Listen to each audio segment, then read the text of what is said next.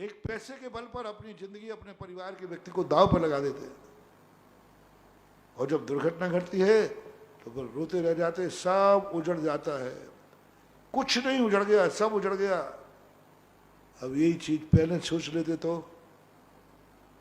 कि सब उजड़ जाए लेकिन जिंदगी बच जाए, सब उजड़ जाए भीख मांग के खा लेंगे लेकिन जिंदा रहेंगे, भीख मांग के खा लेंगे। चंद्रगुप्त मौर्य की मां ने बेटे को भिखारी बेच दिया,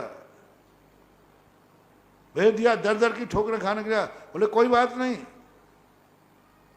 क्या चंद्रगुप्त ने यातनाएं सहन की? उनकी मोरा नाम की मां थी और पिलीवान या कोई तिलीवान करके राजा थे वो, और मगध देश के राजा धनानंद ने उनके ऊपर आक्रमण बोला। धनानंद एक कूट शासक था, और उन्होंने जाकर के तो रानी ने क्या किया, बेटे अपने बेटे को भिखारी बना दिया, मजदूरों को बेच दिया। राजकुमार भिखारी, छोटा सा राजकुमार, 3-4 साल का राजकुमार। और जब उन्होंने देखा कि मैं युद्ध में हार रही हूं, निश्चित है, तो अपने बेटे को भिखारियों को बेच दिया, इससे भीख मंगवाओ, मजदूरी कराओ। गजब, हृदय विदारक। एक राजकुमारी अपने बेटे को भिखारी को दे रही है, मजदूर को दे रही है, भीख मंगवाने के लिए मजदूरी करने वाले को दे, राजकुमार को। जब बाद में जब रहस्य खोला क्यों ऐसा किया, और जो चंद्रगुप्त था वो मां से घृणा करता था। जब मां ने कहा, जब जिसने वो दुख देता, मेरे से तुम भीख क्यों मंगवाते हो, मेरे से तुम कार्य क्यों कराते हो, चुप रहे, मैं खरीद के लाया हूं तेरी मां से।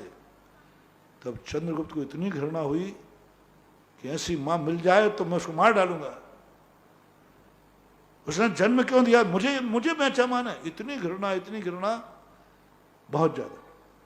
लेकिन जब मां मिली और मां ने बताया, बेटा मुझे भीख मांगने का दुख नहीं था, मुझे तुझे जिंदा रखने का सवाल था, इसके बिना मैं जिंदा रह नहीं सकती, भिखारी ही तुझे बचा सकता था, मजदूर ही तुझे बचा सकते थे, और कोई नहीं बचा सकता तुझे। क्योंकि सामने वाला राजकुमार को खोजते खोजते धनानंद के लिए पूरी जिंदगी निकल गई, और मोरा को जिंदा रखा। कई बार तो धोखे से मार भी दिया राजकुमार, लेकिन वो राजकुमार नहीं निकला। तो मुझे तो तुझे जिंदा रखना है, भिखारी बन के जिंदा रहे लेकिन जिंदा रहे। तो महानुभाव, मोरा ने जैसे चंद्रगुप्त को जिंदा रखने के लिए भिखारी बना दिया, ऐसे ही मैं आप लोगों से कह रहा हूं, जिंदा रहो चाहे भली भिखारी बन जाओ, मत कमाओ धन दौलत। जब बीमारी ठीक हो जाएगी मजदूरी कर लेना, भीख मांग लेना। अभी तो जो तुम्हारे पास रखा है उसमें थोड़ा थोड़ा खाना शुरू करो, थोड़ा रोटी कम कर दो, जो रोटी कम पड़ रही हो तो एक रोटी कम कर दो, और क्या। लेकिन कमाने मत जाओ, जो कमा सको फोन से कमाओ, मोबाइल से कमाओ, बातों से कमाओ, दुकानों पर जाके मत बैठो। मुझे तो वो चंद्रगुप्त की बात आई, जिंदा रखने के लिए बेटे को भिखारी बना दिया, मजदूर बना दिया, दर दर की ठोकरें खिला दी, बस बेटा जिंदा रहना चाहिए। यही नारा आज हर घर में गूंजना चाहिए। हमारे कितने भी दरिद्रता गरीबी आ जाए, बस इस कोरोना बीमारी में जिंदा रहना है बस।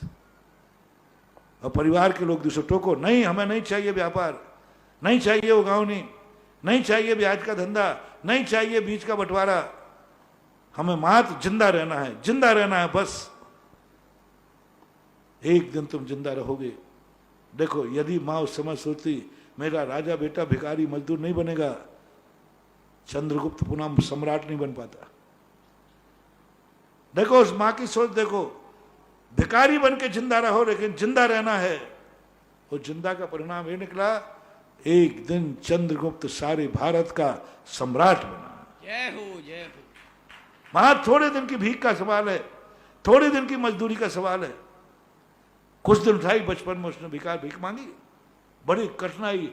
चंद्रगुप्त का जीवन पढ़ना तो रो पड़ोगे। और चाणक्य जैसा गुरु, ओहो गजब गुरु, चाणक्य जैसा गुरु।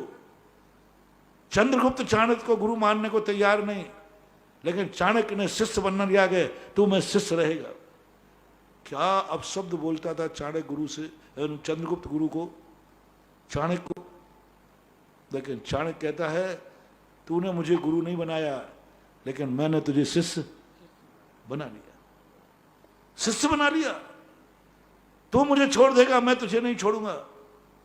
बहुत बार छोड़ा चंद्रगुप्त ने, लेकिन चाणक्य ने नहीं छोड़ा।